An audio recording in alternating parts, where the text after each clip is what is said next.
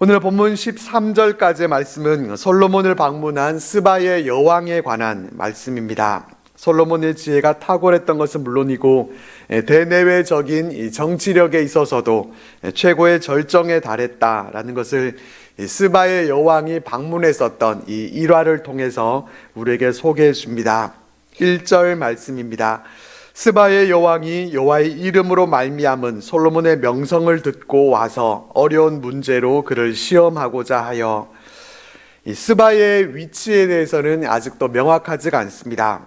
에티오피아나 아라비아 쪽에 위치했던 것으로 그렇게 보는데, 역사가 요세푸스는 스바 여왕을 애굽과 에티오피아의 여왕이라고 이렇게 주장합니다.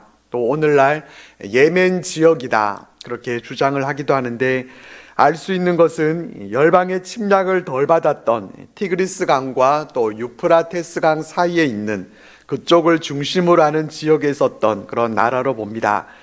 시편과 구약 예언서들을 통해서 보면은 이 스바인들은 무역 활동에 뛰어났던 그러한 사람들이었고, 또 보석과 향료들을 그들이 무역하면서 다른 나라들보다도 그들이 아주 부유한 삶을 살았다라는 것을 알 수가 있습니다. 스바는 이스라엘과 거의 접촉이 없는 그런 나라였는데, 그런 나라에서도 이 솔로몬의 명성에 대한 그런 소문을 듣고 찾아왔다라고 하는 것은 그만큼 그때 솔로몬의 명성이 얼마나 대단했었는가 하는 것을 우리가 짐작해 볼 수 있습니다.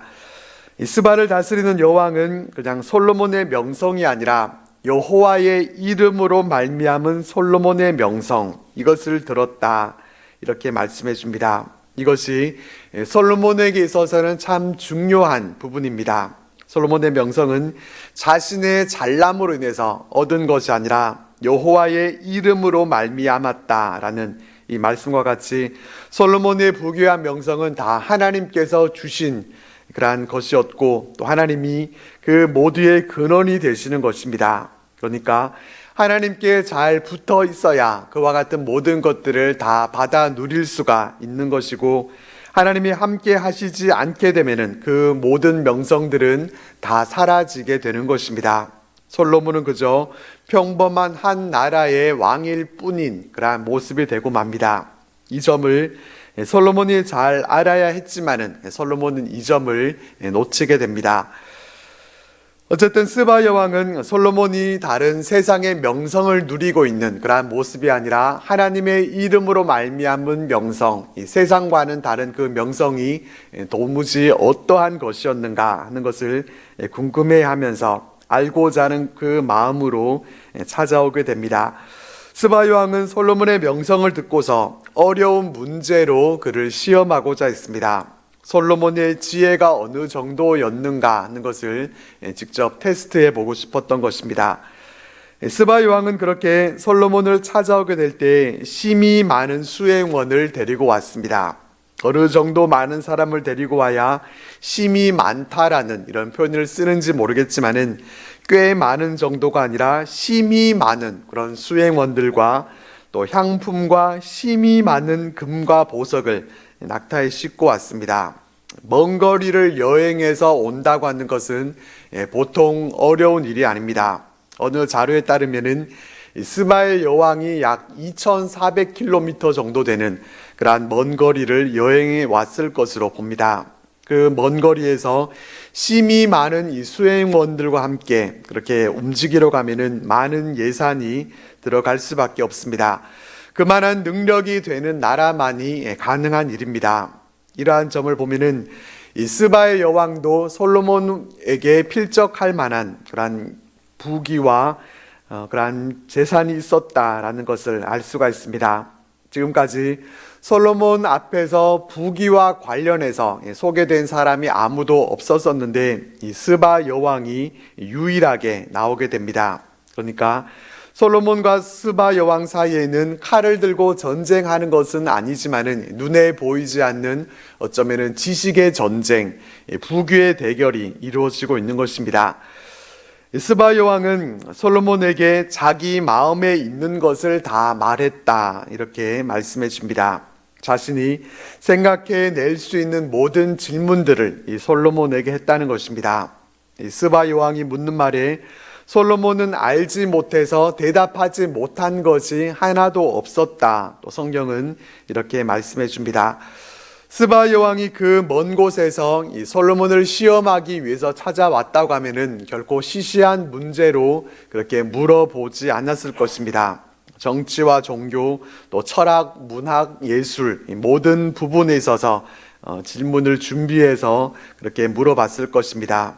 대답을 잘하는 걸 보면서 아무리 당신이 똑똑하다고 해도 도저히 이런 거는 모르겠지라는 그런 생각으로 도저히 대답하지도 못할 정도의 그런 어려운 질문들도 했을 것입니다. 사사기에 나오는 수수께끼와 같이 먹는 자에게서 먹는 것이 나오고 또 강한 자에게서 단 것이 나왔는데 이것이 뭘까요? 이렇게 또 물어봤다고 하면은 참 대답하기가 어려웠을 것 같습니다. 어려워서 대답 못할 질문을 만들어 와서 작정을 하고 그렇게 물었다고 하면은 답을 할 수가 없었겠지만은 그럼에도 솔로몬은 대답하지 못한 것이 없는 그런 뛰어난 지혜를 보여줬다는 것입니다. 하지만 여기서 우리는 이런 질문을 던져봐야 합니다. 바로 솔로몬의 지혜는 무엇을 위한 지혜였는가라는 질문입니다. 솔로몬의 지혜는 자랑하라고 있는 것이었습니까? 솔로몬의 지혜는 백성들에게 바른 재판을 하고 또 나라를 잘 다스리기 위해서 구했던 그러한 지혜였고 그의 지혜는 바로 이러한 일에 사용됐어야 했습니다. 그의 지혜가 다른 부유한 나라와 지혜 대결을 해서 승리를 거두라고 주신 그런 지혜였는가 하면은 그렇지 않았다는 것입니다. 솔로몬은 자신에게 있는 지혜가 어떤 목적으로 쓰여져야 하는가 하는 것을 바르게 알고 사용했어야 했는데 그 본래의 목적을 잊어버리고 있는 것과 같은 그러한 모습을 우리들에게 보여줍니다. 우리는 이렇게 시간이 지나면서 본래의 목적이 흐려지는 것을 우리는 주의해야 됩니다.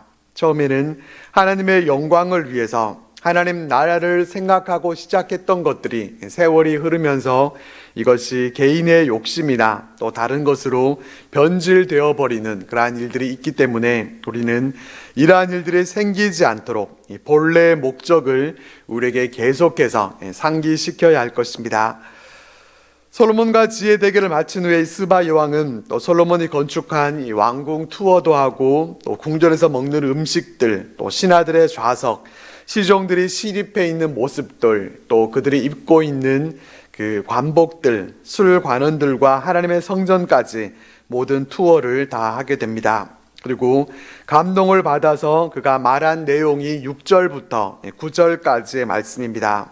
스바 여왕은 자신이 들었던 소문보다도 직접 만나서 확인해 보니까 훨씬 더 뛰어난, 반에도 미치지 못하는 것이었다.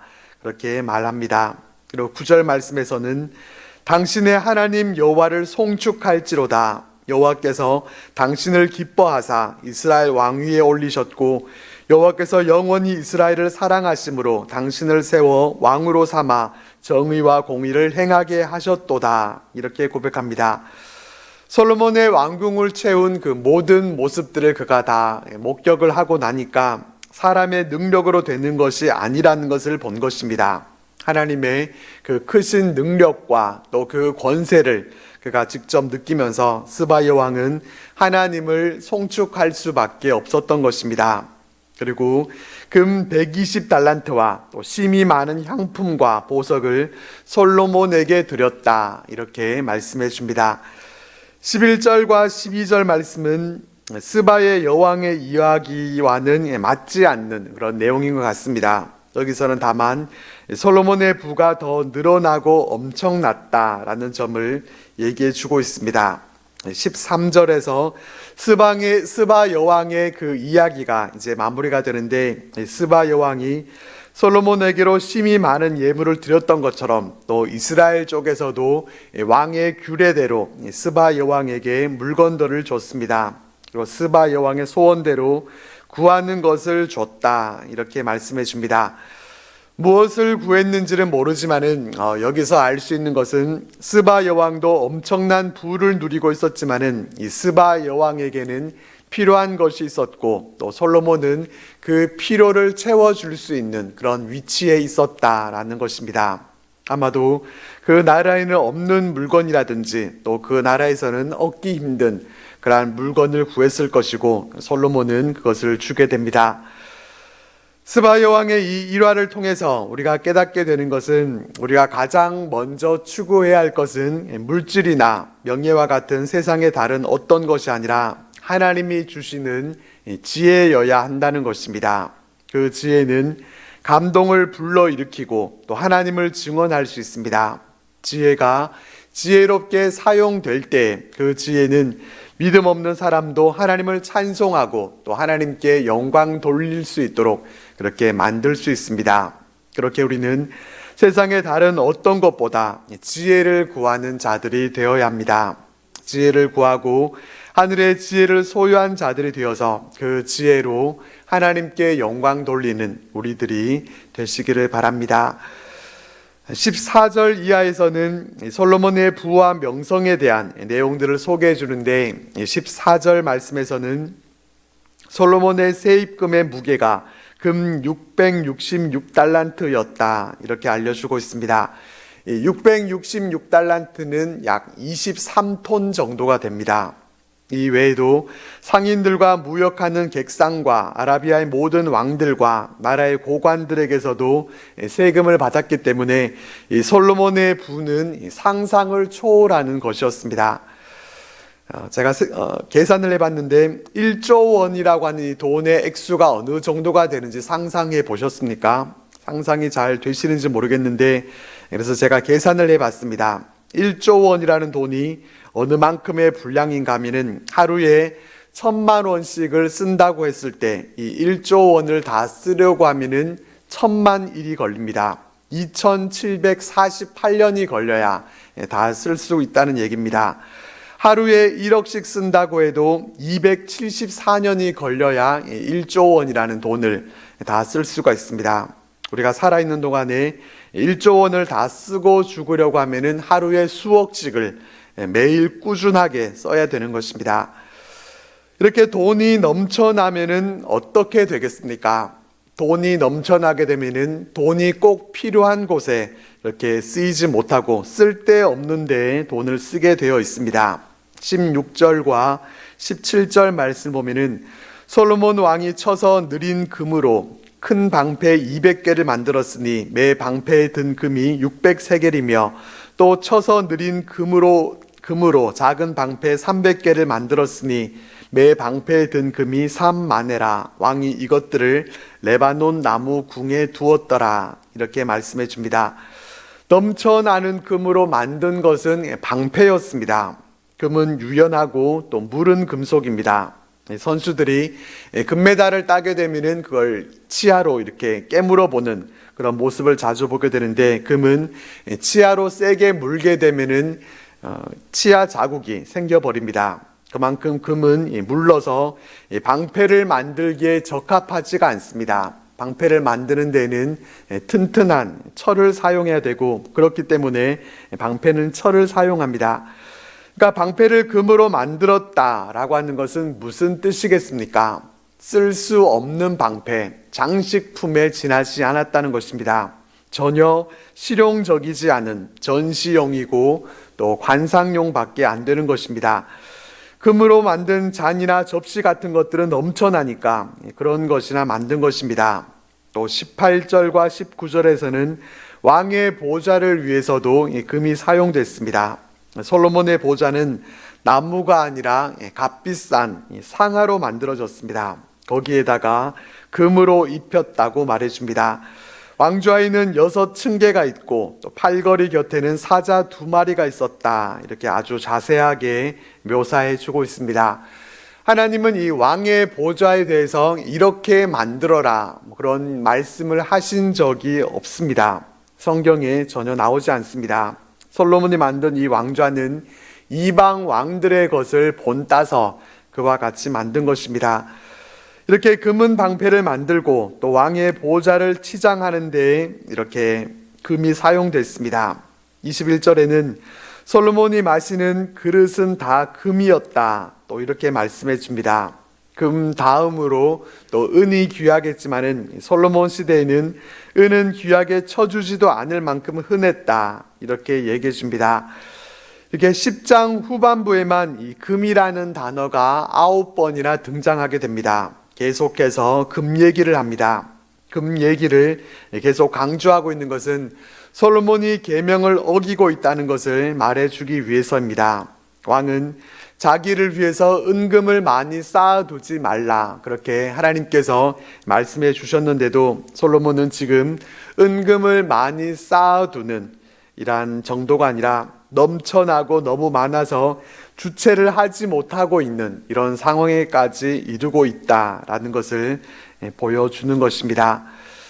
23절부터 25절까지 말씀을 우리 같이 한번 읽겠습니다. 시작. 솔로몬 왕의 재산과 지혜가 세상의 그 어느 왕보다 큰지라. 온 세상 사람들이 다 하나님께서 솔로몬의 마음에 주신 지혜를 들으며 그의 얼굴을 보기 원하여 그들이 각기 예물을 가지고 왔으니 곧 은그릇과 금그릇과 의복과 갑옷과 향품과 말과 노새라. 해마다 그리하였더라. 여기서는 이 솔로몬의 재산과 지혜에 대해서 또 얘기해 주고 있는데, 이것은 이전에 하나님이 솔로몬에게 약속해 주셨던 그 내용들이 실현되었다라는 것을 말하려는 것입니다. 하나님은 열왕기상 3장에서 솔로몬에게 내가 내 말대로 하여 내게 지혜롭고 총명한 마음을 주노니 내 앞에도 너와 같은 자가 없었거니와 내 뒤에도 너와 같은 자가 일어남이 없으리라, 이렇게 말씀하셨습니다. 하나님이 하신 그 말씀이 솔로몬에게 그대로 다 이루어졌다라는 것을 보여줍니다. 그리고 여기서 주목하게 되는 것은 솔로몬을 찾아오는 사람들이 어떤 사람들이었는가 하는 것입니다. 솔로몬에게 어떤 사람들이 찾아왔습니까? 솔로몬의 얼굴을 보기 원해서 예물을 가지고 찾아오는 사람들입니다. 은그릇과 금그릇과 의복과 각종 귀한 것들을 바칠 수 있는 그런 세상의 부자들이 솔로몬을 찾아오고 있습니다. 이전에 솔로몬이 처음 왕이 됐을 때 어떤 사람들이 찾아왔었습니까? 억울한 일을 당하고 곤란한 상황에 빠진 백성들이 재판을 받기 위해서 찾아왔었습니다. 그런데 지금은 어떻겠습니까? 예물을 들고 솔로몬을 만나보기 원하는 그런 사람들이 각국에서 줄을 섰는데 백성들을 만날 시간이 솔로몬에게 어디에 있겠습니까? 하나님은 백성들을 잘 재판할 수 있는 그런 지혜를 주셨지만은 솔로몬은 백성들을 위해서 자신의 지혜를 쓸 수 있는 그런 시간과 여건조차 되지 않고 있는 것입니다. 솔로몬의 지혜가 이스라엘 백성들을 위해서가 아니라 점차 이방 나라의 왕들을 위해서, 그들이 가져다 주는 예물을 위해서 사용되기 시작했습니다. 하나님이 주신 그 지혜를 미천으로 해서 그 지혜를 팔아다가 은금을 구매하는 데 사용한 것입니다.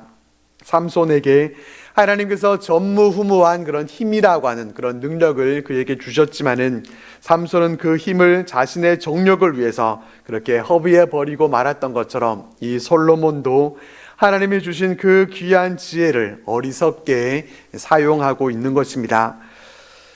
이렇게 23절에서 25절까지의 말씀에서는 솔로몬의 지혜의 위치가 또 상당히 모호하다라는 것을 나타내 주고 있습니다. 우리는 솔로몬에 대해서 지혜의 왕으로만 그렇게 생각하고 있는데, 특별히 오늘 본문은 솔로몬이 지혜의 왕보다 부귀의 왕으로 더 자세하게 묘사해 주고 있습니다. 솔로몬의 지혜가 그 어느 왕보다 컸다고 하지만은 뒤에는 그 지혜를 경험하러 오는 사람들이 많은 재물을 가지고 왔다라고 하면서 또 재물에 관한 그런 내용이 강조되고 있습니다. 솔로몬의 지혜가 빛나고 있지 못하고 부귀와 재물 사이에 이 지혜가 끼어 있는 그러한 모습을 보게 됩니다. 또 부귀와 재물에 대한 내용에 이어서 26절에서 마지막 29절 말씀에서는 솔로몬의 마병에 대한 내용이 나옵니다. 솔로몬은 많은 재물들과 함께 많은 마병들도 갖고 있었습니다. 물론 아버지 다윗이 그 기틀을 마련했지만은 솔로몬은 자신의 그 영향력을 유지하기 위해서 많은 군사력을 필요로 했습니다. 군사력이라고 하는 것도 사실 다 재물에서 나오게 됩니다. 이 군사비가 있어야 국방력을 높일 수가 있는데 솔로몬은 강력한 군사력을 구축할 수 있는 그런 재력을 갖고 있었습니다. 26절 말씀에 보면은 솔로몬이 병거와 마병을 모았다라는 표현을 쓰고 있습니다. 이 모은다라고 하는 말의 다른 표현은 우리가 수집한다라는 그런 말을 씁니다. 취미로 우표를 수집하거나 또 뭔가 특별한 것을 많이 수집하는 그런 사람들이 있는데 이를테면 솔로몬도 병거와 마병을 수집했다는 것입니다. 얼마나 많이 수집을 했느냐면은 병과가 1,400대가 있고 마병이 12,000명이었다고 합니다. 또 솔로몬은 애굽에서 말을 수입해 오기도 했습니다. 솔로몬의 말들은 당대 최고로 쳐주는 애굽산이었습니다. 병거 역시 당대 최강의 군대를 거느린 이 애굽의 것이었습니다. 병거와 말들의 가격은 29절 말씀과 같이 고가의 것이었지만은 재물이 넘쳐나는 이 솔로몬에게 있어서는 비싼 것도 전혀 문제가 되지 않았습니다. 이렇게 조직한 솔로몬의 군대는 막강한 위용을 자랑했습니다. 내가 의지하고 자랑하는 바로 그것이 내가 가장 사랑하는 것이고 내가 믿고 섬기는 것이다 라는 말이 있습니다. 이 말에 얼마나 동의하시는지는 모르지만은 이것은 분명한 사실입니다. 내가 의지하고 있고 내가 사랑하고 아끼는 것이 무엇입니까? 우리가 하나님이 아닌 다른 것을 의지하고 자랑하고 아끼는 것이 있다고 하면은 그것이 바로 우상입니다. 안타깝게도 이 솔로몬의 마음 깊숙한 곳에는 이미 강력한 우상이 자리를 잡기 시작했습니다. 솔로몬은 병거와 마병을 의지하기 시작했고 점점 우상 숭배의 길로 빠져들고 있습니다. 병거와 마병을 모았던 이 솔로몬의 모습은 왕이 된 자가 하지 말아야 할 것을 명령하고 있는 계명을 위반하고 있는 것입니다. 신명기 17장 16절 말씀 보면은 병마를 많이 두지 말 것이요 병마를 많이 얻으려고 그 백성을 애굽으로 돌아가게 하지 말 것이니 이렇게 언급하고 있는데 솔로몬은 정확하게 이 애굽에서 말을 수입해 오면서 아주 확실하게 계명을 어기고 있습니다. 또 마지막 29절 말씀에서는 이 병거와 말의 가격까지도 제시하면서 솔로몬이 그 많은 재물을 군대를 늘리는 데 사용했다라는 점을 고발하고 있습니다. 29절 후반절에서는 헷과 아람의 왕들에게 병거를 되팔기도 했다는 것까지 언급하고 있습니다. 국제 무기 거래까지 손을 댄 것입니다. 그렇게 해서 그렇잖아도 많은 재물에다가 또 소득을 올렸다고 하는 것인데 이것은 단순히 국가 간의 거래를 통해서 수입을 얻었다는 그런 얘기 정도가 아닙니다. 강력한 군사력을 이방 나라에 판 것입니다. 헷과 아람이라고 하는 나라는 언제든지 이스라엘을 공격해 올 수 있는 나라들이었습니다. 그런 이방 군대에게 강력한 무기를 팔아 넘긴 것입니다. 왜 그렇게 했겠습니까? 헷과 아람 따위는 이스라엘의 군대의 상대가 되지 않는다라고 하는 그러한 교만함이 이 솔로몬에게 있었기 때문일 것입니다. 백성과 나라의 안위보다도 눈앞의 경제적 이익을 더 먼저 생각했기 때문일 것입니다. 부유하고 재물이 차고 넘쳤던 이 솔로몬을 보면서 재물이 많은 것, 또 힘이 있는 것, 이것이 뭐가 나쁜 것이냐 말할 수도 있습니다. 그러나 솔로몬이 이방 왕들과 다를 바 없이 그렇게 부국 강병을 추구했던 것처럼 우리가 부와 권세를 추구하게 되면은 어떻게 됩니까? 결국에는 하나님을 의지하기보다 재물과 권세를 의지하게 됩니다. 물론 하나님께서 우리에게 복을 주시면은 우리는 부유하게 되고 또 풍요에 처할 수 있습니다. 많은 힘도 가질 수 있습니다. 그렇지만 우리는 부와 권세는 우리가 의지할 대상이 아니라는 것을 분명히 알아야 합니다. 우리는 오직 하나님만 의지하는 하나님의 백성들이 되어야 합니다. 우리가 마음에 새겨야 할 것은 이스라엘의 기쁨과 이 풍요의 근원은 하나님이시라는 사실입니다. 이스라엘의 병거와 군사력 역시 하나님이십니다. 근데 솔로몬은 금을 기뻐하고 또 병거를 의지합니다. 그래서 이제는 솔로몬에게서 하나님이 보이지 않습니다. 그의 삶에서는 하나님이 보이지 않을 뿐만 아니라 또한 보이지 않는 것이 있습니다. 무엇인지 아시겠습니까? 본문에서 전혀 등장하지 않는 단어가 있습니다. 어떤 단어가 보이지 않습니까? 바로 백성이라는 단어입니다. 본문 이 열왕기상 10장에는 이 백성이라는 단어가 단 한 번도 나오지 않습니다. 왕인 솔로몬이 가장 중요하게 여겨야 할 사람들은 그 나라의 백성들입니다. 성전이 완공되고 난 후에 함께 화목 제물을 나눠 먹으면서 기뻐했던 이스라엘 백성들입니다. 하나님께서 맡겨주신 백성들, 하나님께 함께 예배드렸던 그 신앙 공동체도 솔로몬의 눈에 이제 보이지 않습니다. 재물이 넘쳐나는데도 하나님의 백성들을 위해서 고아와 과부와 나그네를 위해서 사회복지를 위해 뭔가 했다고 하는 그런 내용은 전혀 찾아볼 수 없습니다. 하나님도 백성도 보이지 않는 이 솔로몬의 눈은 분명히 문제가 있습니다. 이 문제는 이제 다음 장에 가서 어떻게 되는지를 보면서 우리는 교훈을 얻게 될 것입니다. 우리는 본문 말씀을 통해서 솔로몬이 얼마나 부유했고 또 얼마나 많은 축복을 받았는지를 볼 수 있습니다. 하지만 이것을 우리가 세상의 관점으로 봐서는 안 됩니다. 그냥 돈이 넘쳐나는 거부였고 갑부였구나 이렇게만 봐서는 안 됩니다. 그 모든 부와 명성을 누가 주신 것인지를 봐야 합니다. 그런 부유함이 어떻게 해서 받을 수 있게 되었는지, 하나님이 그런 부와 명성을 어떤 자에게 주시는 것인지 우리는 여기에 집중해야 합니다. 솔로몬의 그 모든 부와 명성은 스바 여왕을 통해서 본 것과 같이 하나님의 이름으로 말미암은 것이었지 솔로몬이 잘나서 누릴 수 있는 것이 결코 아니었습니다. 하나님을 빼버리고 나면은 아무것도 아닌 것입니다. 중요한 것은 그런 부와 명성을 누림 가운데 하나님이 계시는가 하는 것입니다. 하나님이 계시지 않고 하나님을 잃어버렸다고 하면은 그것은 가진 자가 아닙니다. 다 잃어버린 자입니다. 하나님을 잃어버리면은 모든 것을 다 놓쳐버린 것입니다. 모든 것을 잃어버려도 하나님을 붙들고 있다면은 비록 가난하고 건강하지 못하고 문제가 있고 어려움이 있다고 하더라도 아무것도 잃어버린 것이 아닙니다. 이 진리를 안다고 하면은 솔로몬보다도 더 지혜로운 자입니다.